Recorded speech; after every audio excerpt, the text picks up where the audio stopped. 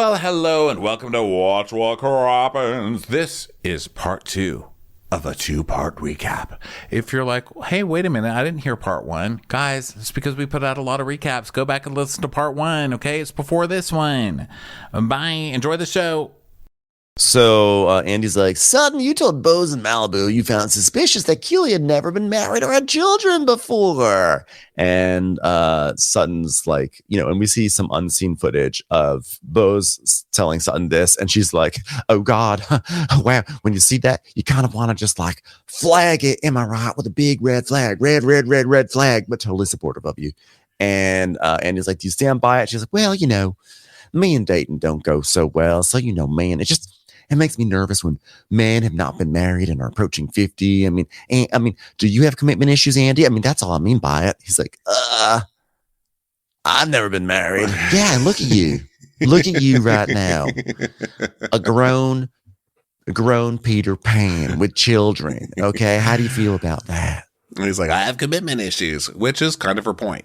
So she made that one. So Andy's like, well, okay, let's talk about your fertility journey. No thanks. FF. But she's doing that. She's still doing it. And then she's talking about the other ladies. And he says, turning what many found to be kind of an unlikely friendship, you could say, bosom buddies, what drew you and Dorit together? And she's like, well, I met with Garcelle before we started filming. And I was like, tell me all the gossip. And she said she wouldn't because she wanted my relationships to be my relationships. And I really respected that. So when I came to the Sutton's party, I was inspired by Garcelle's directive to be open, and basically the other person that was open was Dorit. Now, she was an open wound, but thankfully I had a lot of tool to wipe around that wound and stop the bleeding, Andy. I go where I'm needed. Honestly, I was just fascinated by her hat that looked like Saturn. So Andy is like, all right, well, Kyle said Dorit is so all over Bose's ass, it's actually gross. And Garcelle said Dorit was an embryo of Bose's coochie. How do you feel when you hear those comments? And Dorit goes, it was a little pathetic. But it was funny too. You got to admit it was funny. Wait, hold on 1 second. Hold on. Let me dust this one off. Ha, ha, ha. Well, Bose said on the after show that Sutton and Garcelle, that would be Garcelle and Dorit in a couple. Sorry about that. Sutton and Garcelle were jealous. And we see a flashback of them saying that. Bose saying, well, perhaps some jealousy that I would find any interest in Dorit, given that perhaps I'm not finding interest in them. Ha! So Garcelle is like, absolutely not. Only time I really had a problem with it was when we were in Oceanside and you guys were talking and we were just left out for an hour. I mean, you guys were just yapping down there on your side of the table. And we see a flashback to when they were talking at a table and Garcelle saying, are we not included in this conversation? So Garcelle's like, can I tell you, if you run the tape of me of the past 5 years, everybody had an issue with Sutton and I being friends. So it's not like this is crazy that this happened. Flashback to Diana Jenkins. You are fake. You are such a fake and a phony fake. And Garcelle saying, that's kind of shitty. Are you her bodyguard? You need a new villain. Here I am. All right. Oh, yeah. Well, if people have an issue with you two being friends, then wouldn't you say I'm not gonna engage? And she's like, well, no, I'm not gonna go on and on about it. I mean, oh my God, how are they friends? Oh my God, how are they getting along? What do they have in common? I'm not gonna do all that kind of stuff. I mean, is she an embryo stuck up her coochie? Perhaps. Is she? Is she a piece of tool who wants to attach to her dress? Perhaps. But I'm not going to go on and on. And Bose and Dorit are like, yes, you did. You did do that. You did go on and on. But to be fair, you all, not Bose because she wasn't here, but everyone else went on and on about Garcelle standing up for Sutton all the time too. It's not like you guys never said anything. So why is it bad for Garcelle to say something if she's saying it? You guys have no problem saying that Garcelle is up Dorit's ass every single reunion. So why is it a sudden problem? Yeah, exactly. So Bose is like, well, there just was so many times that you did that. And Erica's like, yeah, you stuck together. You're stuck. There you go. You're stuck together. And because they're literally stuck. because Garcelle's glove is stuck on Sutton's dress. And so she's like, well, look, anyways, to be honest, if I said stuff, I'm glad you had a friend in Bose. All right. I don't have a problem with that. I'm just glad that you don't have a friend in me, because this is not fucking Toy Story. All right. I don't need your poor ass in my life. So you're happy for Dorit that she has a friend? Yes. Or as I like to say it, opposite of no. By the way, I think the reason why everyone jumps on this is because the Fox Force 5, even though they're 4 now, they got really annoyed of it being called. Now they're just down to 3. Yeah, it's just Erica, Dorit, and Kyle, because Teddy and Rinna were the other ones. Yeah, you're right. Either way, they were all very, very sensitive about being called the Fox Force 5, being called a clique. And they would sort of respond by trying to own it, being like, here we are, the Fox Force 5. Or they'd be like, we're not a clique. They hated it. They hated being called a clique because they were so obviously a clique. And it was so true. It's obvious to everyone. Everyone knows that they're a clique. And they don't want to admit that they're a clique, but they are. So that's why they get so mad about it. So anytime they have an opportunity to sort of throw it back at someone else and get the clique heat off of them onto other people, they will take it 100% of the time. And just to be fair, the Fox Force 5 is fucking annoying, standing up for each other blindly, as they do in this reunion and every reunion. But also, Garcelle and Sutton are fucking annoying too. That whole thing annoys me too, with the like, you have to have my back. You have to have my back. You have to have my back. You have to have my back. Who has my back? Who has my back? Like, part of me is like, you're adults. Like, everyone get over it. And the Dorit and Bose thing does kind of get on my nerves too, because it would be nice for Dorit to just be able to fight with somebody and not have somebody intelligent standing right there to speak for Dorit, because Dorit couldn't handle most of this on her own, so it's kind of annoying all over the place, even though it's part of these shows, it's like a built-in part of these shows. So I just don't understand how they all get mad at each other when they all do it. I mean, my hot take is I actually don't really mind the Bose and Dorit situation, and I actually don't really mind the Garcelle and Sutton thing. Yeah, it's always annoying when they get into conversations about who has do you have my back? Do you have my back? And it's sort of surprising because Sutton and Garcelle never really talked like that before until this season. But I think the Fox Force 5 was way more egregious because it was like a group of people and they were very sanctimonious, and they repeatedly would run people off the show, and they would attack people for things that they themselves were guilty of. And whenever being confronted with the things that they do, they get all like, oh, how dare you about it. So I think that's also the big difference between it. But it is annoying when you get into conversations of like, you don't have my back, which is like, of course, like the Salt Lake City, that's the part I'm talking about. Yeah, but they all do it. It's part of the show. So, Bose says that the most offensive part was where that Garcelle said that Bose was being manipulated by Dorit, and she's like, that's ridiculous. And Kyle goes, well, I didn't think she was being manipulated. Yeah, Kyle, okay. So Bose is like, I mean, that's insulting to me. And if you think for 1 second there's anything that Dorit could say that would influence my opinion of you, then you don't think very much of yourself. And Garcelle's like, okay. But what Garcelle was saying is you're naturally going to have more of a problem because the only thing you know about these people is information you're being fed by Dorit, which is natural. And you said yourself that when you got together with Garcelle would not feed you that information because she didn't want to color your experience. And you said, great, because that could have colored my experience. So now why can't you admit that hearing only information from one other person could possibly color your experience? I mean, you just said the other argument 5 minutes ago. So, I agree. So now we go to commercial break. And when we come back, Andy dives into a Sutton segment. So we see a montage. I'm not Sutton. I mean, Garcelle. Well, they really are bosom buddies because I am mixing them up. So we see Garcelle. Guys, you won't believe it. I got a beach house in Oxnard. Wow, you got a beach house. There's a black girl missing. Part 3, boys. We got the studio. We found her, and she's in Oxnard. She built a beach house. It's a beach house, everyone. Black girl missing. So then we move to the juicier clips of Garcelle confronting Kyle about Morgan, saying, we tiptoe around Morgan. We don't know what that situation is. And Kyle saying, there is no situation. Maybe one day I'll have a great story to tell. Okay. I hope you do. I hope you do. I hope you dance. Okay, so Andy's like, all right, everyone, here it comes. A lot to unpack there. So on Entertainment Tonight, she said she wanted to see Sutton and Garcelle open up more about their real lives. And Erica's like, yeah, we want the juicy scoop. What's happening? Garcelle's like, I wish there was more. I mean, I put in pretty cool tiling in my home, did I not? I mean, what else do you want from me? And Erica's like, that's what we're getting at. You know, I'm not saying she's not telling us what's happening, but what are you doing? And she goes, there's nothing else to show. I'm showing you everything. Well, are you dating? Are you? Where's your love? Where's anybody's love life? Literally none of you? Come on. I don't believe it. Where are your friends, Erica? Who are the people in your life? Who do you hang out with? What are your hobbies? Do you do anything other than like get in makeup and like? What about Marco?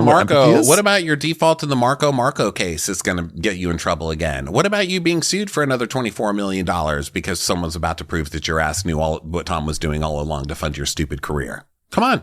What about that? Why is that such a problem to talk about this year? What about the way you parked in the pavilion's parking lot, which I'm just assuming was poorly?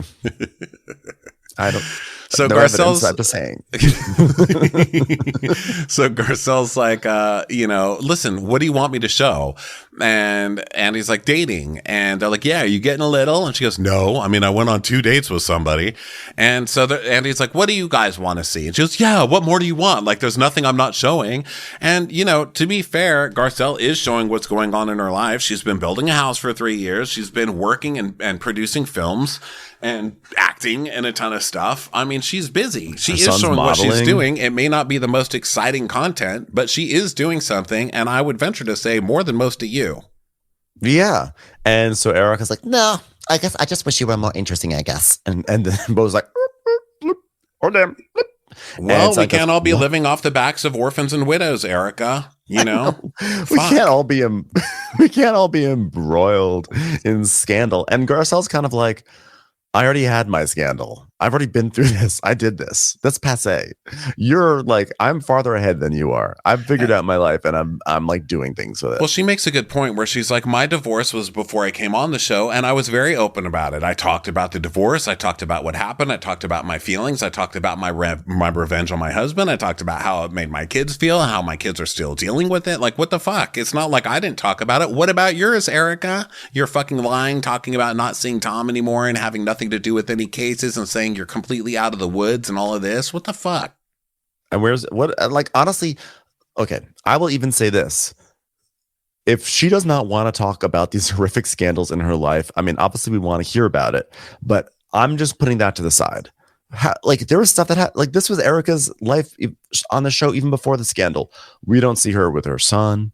We just don't see her with anyone. And it's not interesting. And then she says this about Garcelle, and Garcelle's like, well, that's a shitty thing to say. And she goes, well, I think you kind of led me there. What?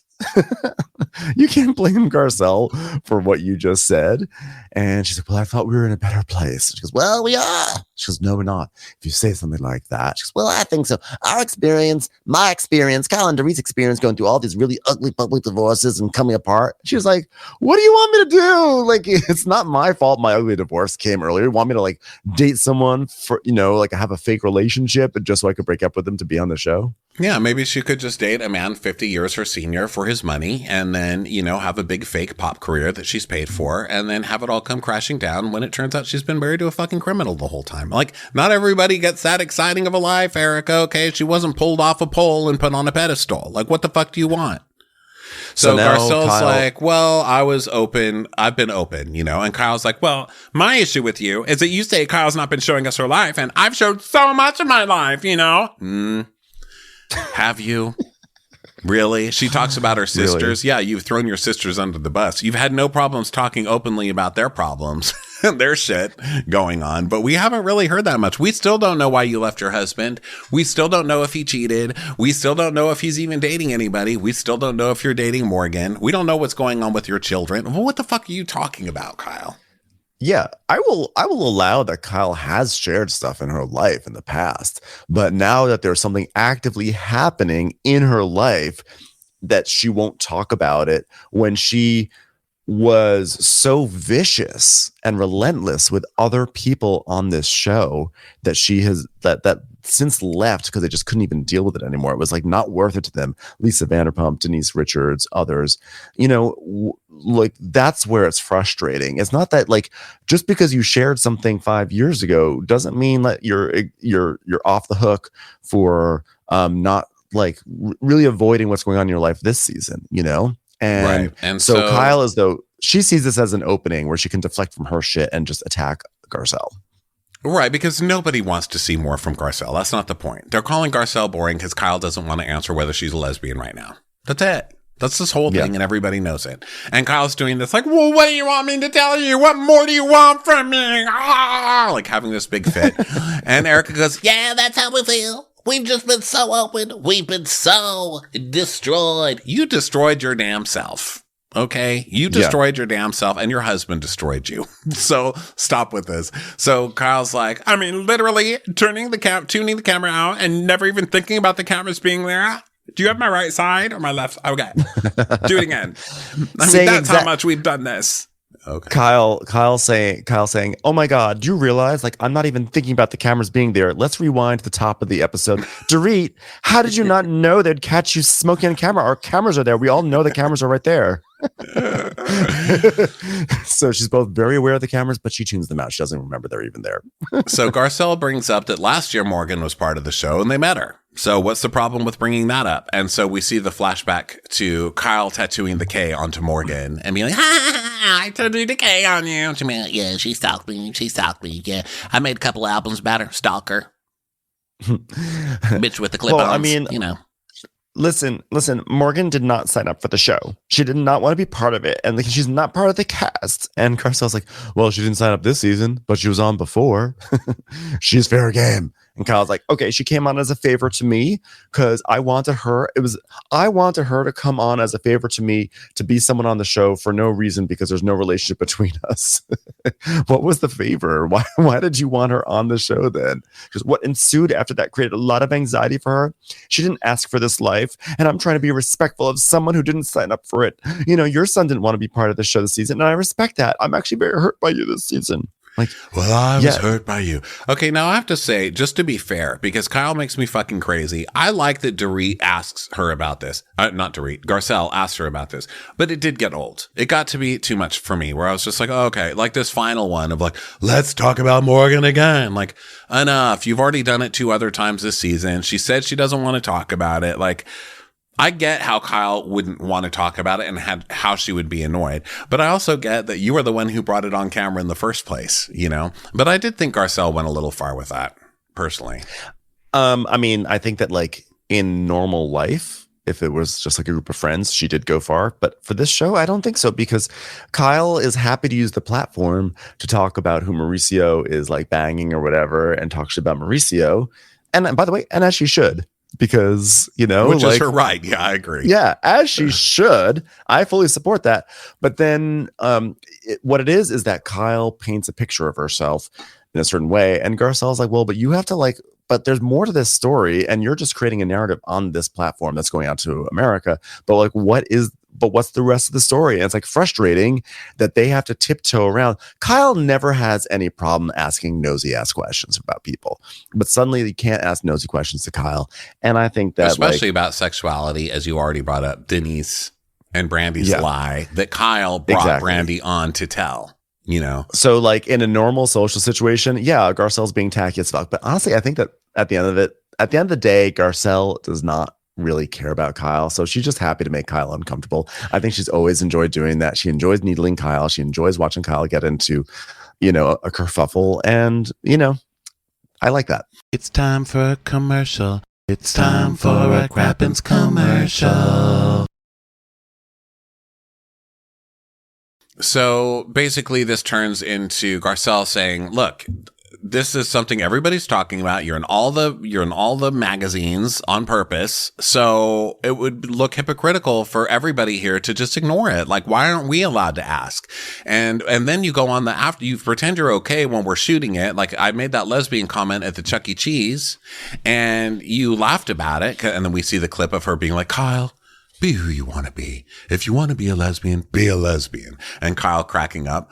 And she's like, and then you were fine with it. But, and I wasn't even being catty. I was just telling you, Kyle, no one will care. We support you. The fans will support you. Everybody's going to support this. You're making it more difficult. And she goes, and then you acted like you were fine. And then on the after show, you went and you called me an asshole. So what's that about? Yeah. Which, also, to be fair to Kyle, like, you're allowed to say, I think Kyle is allowed to call Garcelle an asshole, because how many times have you been confronted about like an uncomfortable situation and then you laugh it off and then it's really like, what an asshole for putting me in that situation. I actually think Kyle was allowed to say that. And Kyle's like, well, what was going through my head is that you're being an asshole right now. She goes, well, you said that intentionally. She goes, well, just be who you want to be. Stop worrying what other people think. And Andy's like, do you think that's what she's doing? And she's like, yeah, she's just trying, because Kyle does care about what people think. And she's very concerned about all that, which is why she's being protective about it, which is why she doesn't want to talk about it on camera. So she's like, you were trying to embarrass me. That was an asshole move, which you shouldn't be embarrassed anyway. So yeah, I don't think she was trying to embarrass her. Yeah, Garcelle's like, look, you can have your opinion. And in any way, it's not about, if Kyle had called her an asshole right then, it wouldn't have been a thing. It's that Kyle acts like she's okay. And then she's two-faced. She goes and then to a different camera calls you an asshole, whereas Garcelle just says it right to your face. So then she's like, and then you got mad at Sutton for not jumping on the bandwagon. And she goes, well, because Sutton didn't have my back, and that's between me and Sutton. So, that's between us, period. And she goes, well, but you're saying that she didn't have your back to come after me. She goes, no, she didn't have my back to support me, not come after you. No, support you in coming after me. Well, Kyle, if you watch the show, as you clearly studied it, you would know that Sutton had just had a conversation with Garcelle where she said, yeah, Kyle needs to be confronted about that. And then acted so innocent when it was brought up. That's why she wasn't being supported. She actively sat there and made a plan to come talk about it with you, and then whisked out at the last second to get in your good graces. Yeah. And so Sutton's like, well, you know what?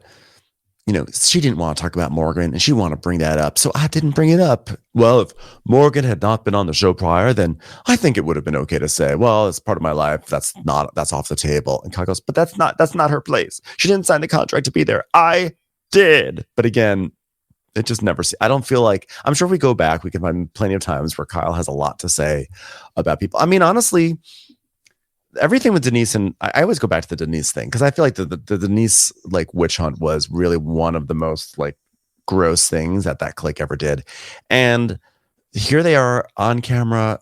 Well, actually, never mind. I'm taking this back, because I was going to say they're happy to revel in like this lesbian affair with Denise and Brandy. And I was like, Brandy wasn't part of the show, but then I remember Brandy was the one who came to the camera and was like, Kyle brought her to the camera. Don't you remember? Kim's like, oh man, Brandy, we're just in the neighborhood. We thought we'd come by. Brandy, tell her. And then Brandy told her on camera. I mean, I think that's all shocked and had to take it to everybody else. That's actually even worse than what Garcelle's doing, because Garcelle's merely asking questions like, can you give some context to this? Right. And she's not bringing on some ex-lover of Morgan's or something. Yeah, Kyle, she did not bring Morgan onto the show. She not any of that. Like Kyle did like a dirty deed that season, like a dirty. And then spent the rest of the season going, but Brandy never lies. Brandy's not a liar. Brandy wouldn't lie. Brandy's a truth teller. Exactly. You should ask her what she thinks about Brandy these days. So, also Sutton, like I just said, Sutton's been talking about this shit for seasons, and to act like she isn't, like we haven't seen it on TV, is ridiculous. Like Kyle says she didn't want to talk about it, so fine. Then why were you half the season saying, and then what about Kyle not talking about this and that? I mean, come on. And I think thing, to go back to the Morgan thing, because why should we ever talk about anything else? I think what's also probably frustrating for Garcelle is that Kyle is on camera talking about, oh my God, I'm realizing that Mauricio has really moved on, and it's really real now. And those are probably all completely real and valid feelings. Like she probably genuinely feels that way, and that is hard to go through. But she's painting a narrative. She's all alone, all by herself. When it's like, but there's this situation with Morgan Wade, which maybe she's dating her, maybe she's not, but it seems like there's a relationship, and at the very least there's a very close friendship, and like you're painting a narrative like you're all alone in this situation, but like actually you're out there also having some fun, it seems like. And if you're not having fun, then clarify it. So then it turns to, well, why were you just saying that I wasn't standing up for Sutton? Because then you said that like, you know, when Sutton was getting in trouble at the table and everybody was coming for Sutton, and then I didn't say anything, you got mad at me for not standing up for her, but you didn't stand up for her, and no one else stood up for her. Why is it me? Why is it always me? Why is it me? She's going nuts, and Garcelle is basically like, because she wants it more from you, so she's expecting it more from you because she knows she'll get it from me, you know, like she knows that I support her, but she doesn't know if you support her, and then you stay there and like she is sitting there asking you to support and you don't do it, and I didn't do it because the moment that I do it, everyone goes, oh, there they are again, the two of it's like it's Garcelle and Sutton. Garcelle is the mouthpiece again.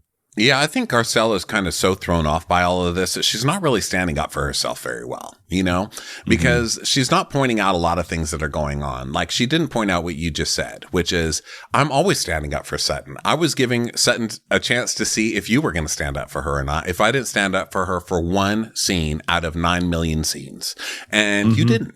And that's the point. That's the point I was trying to make for Sutton. You're trying to win Kyle's approval. Kyle does not give a shit about you when you don't care about my approval because you know that you've automatically got it and I will always stand up for you. You know, I wish Garcelle kind of had a better defense to some of this stuff. Yeah, she definitely was caught off guard because she was not expecting to be in the hot seat. She thought she was just going to be there and chime in and say things and support Sutton. And she did not realize that this would be such a moment, right? So Kyle does her whole, like, Jennifer Tilly didn't stand up for her. What did I do to deserve it? What did I do? And so Garcelle just says, okay, well, I'm sorry about that. She goes, I mean, I don't know. It's like, who do you trust? You know, like, who do you trust? Oh, well, surely you could trust your best friend who's texting your ex behind your back. Surely. So I know. But I know the feeling it's not nice. And I think that's why I gravitated towards Bose. She was so real. I didn't feel like I had to question it ever. And Garcelle goes, good. Andy's like. Okay, now we move to the big one, which is Dorit. How do you feel seeing what Garcelle said about someone orchestrating the break-in? There was no music. You're so silly. Gotcha! Bitch! Gotcha, cool! If you're insinuating that Deborah herself set this up for an insurance scam, you are sadly mistaken. No Dudamel here! So she's like, I don't understand. Now, here's the thing. Before we even get into all of this, Garcelle, if you are going to say that somebody or that was bullshit, you are going to have to take it at the reunion. And that's just it. Like she's not in this section. And I don't mean this for the rest of the reunion, but for this section, you said it. Take the heat. You're going to have to take the heat. I liked her. Well, I mean, when she said, I never said it was you or PK, I mean, that was kind of bullshitty, but I liked what she ultimately said. I think she stood very well for herself. I like that she did not back down in this section, but later when she gets upset, like they're all coming for me. Well, yeah. I mean, if you say something like that, you have to be prepared to go to the reunion and be ready for her to go on a self-righteous tear against you, because she's going to. And a lot of the audience will join her. And I like that Garcelle is brave enough to be like, it's bullshit. That's why I said it. So she's like, I don't understand the obsession about one of the most traumatic things in my life. Something I suffered terribly for 2.5 years. And she goes, well, that's my feeling. And that's the last time I'm going to talk about it. Well, hallelujah. Because you have not stopped talking about it since it happened. She goes, oh, please, I talked about it twice. And you feel it was a setup? Yeah, I do. I feel how I feel. I mean, what am I supposed to do? Detective Garcelle, I loved all of this. Listen, I've become an expert in detective movies lately, and my expert self says it's a setup. And so Dorit's like, well, it's based on nothing. Well, I don't want to talk about your finances. It's just my instincts. And also, it's not based on nothing, Dorit. You have a very, very long history with your husband of shady dealing and grifting and not paying people, and then break-ins and robberies and all this shit seems to always be happening to you. And then even last year, you had that mysterious mysterious $10,000 that went missing from your purse and a Target. No, a Home Depot. No, a Home Goods. No, a Marshall's. Come on. It's not based on nothing. It's based on your history, Dorit. And it's not only 4 people on Twitter who doubted your story. A lot of people still to this day doubt all of your stories because you're full of shit, and so is your husband. So that's what it's based on, ma'am. Well, look, she's getting activated because she is interpreting this as you were doubting my trauma. And I don't think anyone doubts the trauma. I think we all believe that she went through a horrific thing. But I think we all think that there is a chance that like she was not aware that this was a setup in some way. Like this was something that there was a lot fishy that went on there, and it's completely gauche to say that she did that because it was traumatic if it happened. So it is gauche to say it, but people who follow this show and follow the news off of this show would think that it's fishy. It's not the first time they've been robbed. It's not crazy to think that this is fishy. Now to say it, I think takes extreme balls. Cause even me, and listen, I love getting deep into this stuff and thinking like, that's not true. That never happened. I love a good conspiracy. Even I was like, I'm not going to go there, even though of course I think it's fishy. Of course it is, just because of who they are, but I'm still not ready to say it's a lie. I don't know that it's a lie, you know? I don't know if it's a lie either. But so I'm not going to say fishy, that. I think fishy but is fair fishy. To say. Yeah. Fishy. I think we settle. I think we feel good about it. I think the word of the day is fishy. Yeah. We have decided we are going to land in a place of fishiness. And in times of trauma, you got to just give it to the person. It doesn't it's not a big enough hill to die on. For me, right? Like, and if that happened and you say no, it didn't happen, that's crazy. If that did actually happen to somebody, so even I won't say that. So I actually kind of respect the balls that Garcelle is just like. Sorry, maybe Garcelle should have just said, "I think it's fishy," not like it was a setup, but I think it's fishy. But Dorit is like very upset about this. Maybe she's protesting too much. Who knows? And don't get me wrong, but I'm glad Garcelle said something, and I'm glad how she's standing up for herself. I'm just saying, if you're going to say it, be prepared because you're going to get a lot of blowback. Right. And again, this is a cast that like is very fragile because on Salt Lake City or Potomac or Atlanta or even New Jersey, this is like child's play. It's child's play to say, I think that this break-in was a setup. Like that's like nothing to those casts. But here they're like, oh, how could you say it? Shit, on Married to Medicine, one cast member actually accused another of robbing her home, of setting up people to rob her home. Anila did that to Toya. Yes, exactly. So Dorit's like, you can say it so casually, not considering once how it might make me, my husband, our family, our deluxe pack of Pringles feel about this. Garcelle, that's absolutely that's inconceivable. Do you know how the minority help felt about it? Absolutely disgusting of you. And Garcelle's like, well, I'm sorry it hurt you. It's how I feel. And Bose just goes, wow. Whoop, wow. I like Garcelle's like, well, if I'm wrong, I'm wrong. It's kind of like, well, you can't argue with that. She's like, well, I think I'm sorry, right, but if I'm wrong, that's I'm my wrong. opinion. Oh, well. And so Andy's like, so you think it's because the guys gave back the cell phone? And she goes, well, yeah. And it was also because I don't put the alarm on at night because the kids run around. I mean, most people's alarm, you can put the alarm on and be in the home. Oh, you think my husband would orchestrate? Have you seen him? He hired Berlin. And Garcelle's like, well, I didn't say you were your husband. Don't put that in my mouth. Well, you intimated. Well, I did not. I mean, you did. Yeah, he did. Of course. Who else orchestrated it? I mean, I think the orchestration, the hint that was that it was PK who did it was the theory. But she did never technically say it.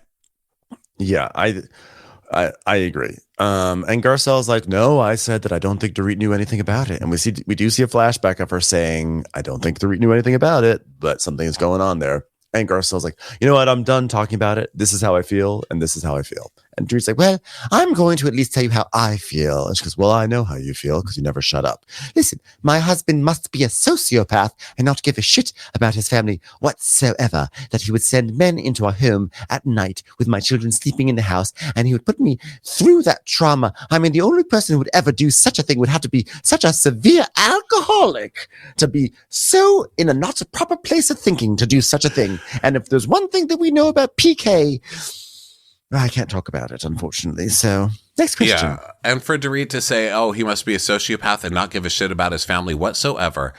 Well, didn't you say that PK never sees the kids? He never calls the kids. When you were at your lowest point going through trauma, he didn't care. He ignored you. He wanted you to shut up. We saw him on camera say it's not even trauma. It's just being annoying or whatever he said on camera. So you've spent a lot of time telling us, and PK's taken a lot of time showing us that he doesn't give a fuck. So yeah. I don't know what argument you're trying to say, but you've been arguing against yourself for the entire season, painting him as a piece of shit who doesn't care about his children or you. So, So Garcelle was like, was I the only one who felt that way? She says, well, you tell me who else. 4 other people from Twitter. And and Garcelle's like, okay, fine. Even though it was like more than 4 people, for sure. Yeah, it was a lot more than 4 people. So Bose is like, well, that's a difficult thing to say without any proof at all. So that has enormous repercussions, and it's dangerous to say. Really, really terrible. She's like, okay, I apologize. Nothing, 0. I mean 0. And then he's like, all right, okay. So I was going to ask where you stand today, but a few steps forward and a few Pringle cans back. Am I right? So they all get up to go to their dressing rooms, and Garcelle's like, can I just go home to Oxnard?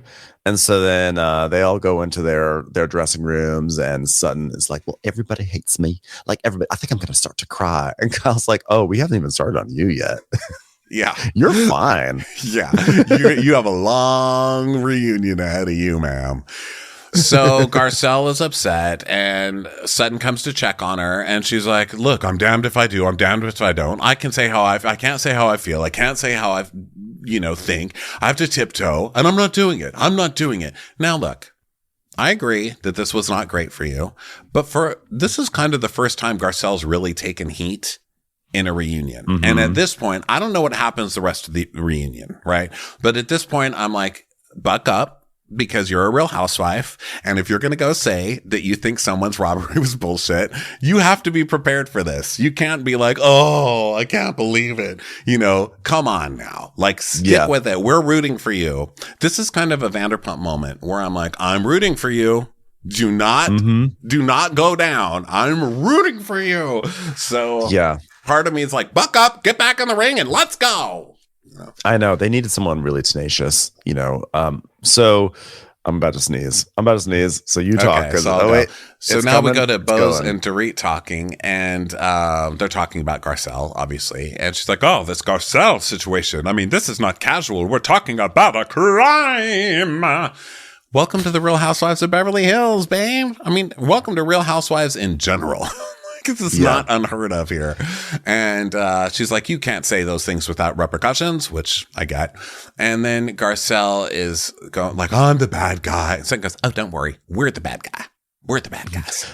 Well, we're the mean girls, apparently. Oh, we didn't even I think we somehow missed the fact that when Kyle was getting mad at Garcelle, Kyle had the balls to say, you guys, you and Sutton are mean girls. I could not believe my ears. That was actually the most inflammatory thing I felt like was the entire episode, because I think Kyle has been waiting to shed that reputation and to push it onto someone else. Because that's the most offensive thing anyone has ever said to Kyle, is calling her a mean girl. She's never been able to let it go, and now she's trying to put it on somebody else. No, Kyle, you're still the mean girl. She was trying to change that narrative up, and when she tried to do that to Garcelle and Sutton, is Sutton mean? Yes. Is Garcelle, can Garcelle be mean?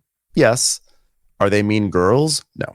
You guys are the mean girls. Yeah. And so when she tried to do that, I can't believe we missed that. I think we were in a frenzy, because that was like definitely peak frenziness for us.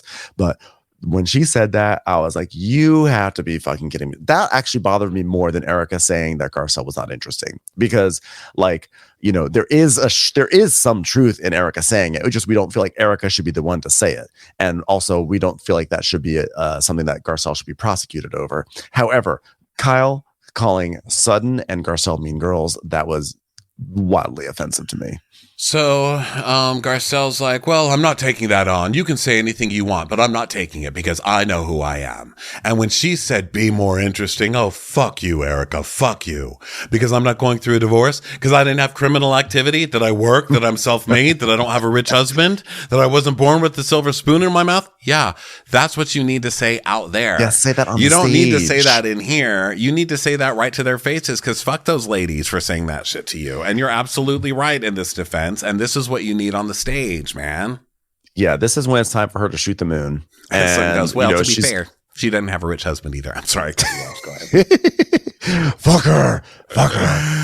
But yeah, shoot the moon on the stage. And as long as you're going down the path, as long as you're going to take the role of, and now we've said it role of like, I'm going to say the thing that I think it might be a setup. I'm going to say like, what about Morgan Wade? We're all like, everyone knows about it, but we're not talking about it. I'm going to say, as long as you're going to do that, then go all the way and bring this energy all the way there. And like, don't worry about how it might make you look. Don't worry about it being rude. Because at this point, you've already sort of gone down that path, and just confront everyone with the things that they don't want to be confronted with, because the audience has your back. And I think that there's other things going on here, because this is the first Black woman to ever be on Beverly Hills. And there is a certain, there have been storylines where it's like she says one thing, and there's microaggressions thrown at her. You know what I mean? It's an attack. Right. It's an attack or whatever else. And so she's probably not wanting to go too low, because she's like, if I don't keep my composure, the next thing they're going to call me is angry, or whatever else they're going to throw at me, like they've done before. So she's, I can see that there's kind of a line that she's walking. So I want to acknowledge that that's there too. And I guess that would be hard, because as a fan, you just want to see her go for it and be like, no, fuck you. You're a fucking criminal, and your husband's a fucking criminal. And when you were confronted with what happened to the victims, you said, I don't give a fuck about anybody but myself. Does that make you more interesting? Does it make you more interesting that you're trying to hold on to diamond earrings like you petty ass that were bought with stolen money that was stolen? And that when we said that there are victims and you said, well, we don't know that there are victims, like, fuck you. Does that make you interesting, you fucking crook? Or you're fucking, but for her to actually go there, that's a bigger choice in her mind, because there's repercussions of the ladies and how they're going to treat her and label her after that. So I get how she's probably feeling frustrated, and like, you're damned if you do, you're damned if you don't. But as a friend, as a good friend to Garcelle, as a fan, I really want to see her just let these witches have it, because Erica especially, how dare you, ma'am? Oh my God. Yeah, that would be really sensational. Anyway, that's it. That was the end of the episode. So this is a good reunion so far, by the way. I would like to say it's been really good, and we have more to come next week. Yeah. So thank you all for being here. We will catch you on the next episode. And bye, everyone. Bye. Watch What Crappens would like to thank its premium sponsors. Ain't no thing like Allison King. Our way is the Amber way. It's the Foster and the Furious. It's Amanda Foster. It's Always Automatic with Ashley Auto. Ashley Savoni, she don't take no baloney. Put your hands together for Carly Clapp. Catherine DiBernardo has our hardo. Get on the right foot with Chrissy Offutt. Dana C. Dana Do. She's not just a Sheila, she's a Daniela. Etchels. We never miss her call. It's Diane Call. Aaron McNicholas, she don't miss no trickolas. Hava Nagila Weber. You'll never hide from Heidi Eleanor Jones. I go, you go, we all go for Hugo. Jamie, she has no last namey. We could all learn from Jennifer Kearns. She's our kind of mess. It's Jennifer Messer. Sip some scotch with Jessica Trotch. Knock, knock, knocking on Katie Mannock's door. She's our favorite streamer, Caroline Peacock. Kristen the Piston Anderson. Get a bee in your bonnet with Lacey B. Bringing the funk, it's Leslie Plunkett. She gets an A from us. It's Lindsay D. Let's give a kisserino to Lisa Lino. Fresh as a daisy, it's Maisie McHenry. We love her on the rocks. It's Melissa Cox.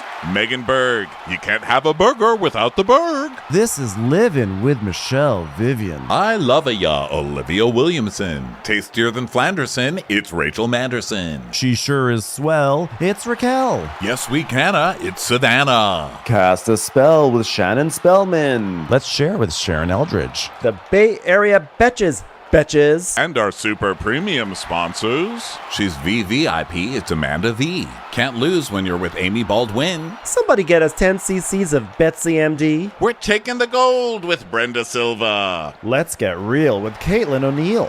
Don't get salty with Christine Pepper. Can't have a meal without the Emily Sides. Let's go into the woods with Guy Tubbs. Who, what, why, where, and Gwen Pentland. It's our queen. It's Queen Latifah. Nobody holds a candle to Jamie Kendall. Know your worth with Jason Kurth. We got our wish, it's Jen Plish. She's not harsh, she's Jill Hirsch. She's a little bit loony.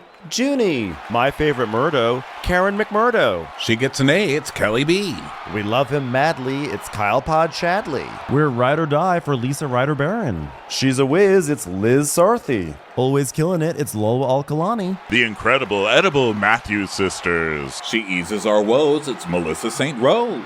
We're on the floor with Molly Dorset. Give him hell, Miss Noel. There's a chance of meatballs, it's Rebecca Cloud. She's the queen bee, it's Sarah Lemke. Shannon, out of a cannon, Anthony. Let's take off with Tamla Plain. It's always a good time when you're wasting time with Bravo. She ain't no shrinking Violet Kuchar. We love you guys.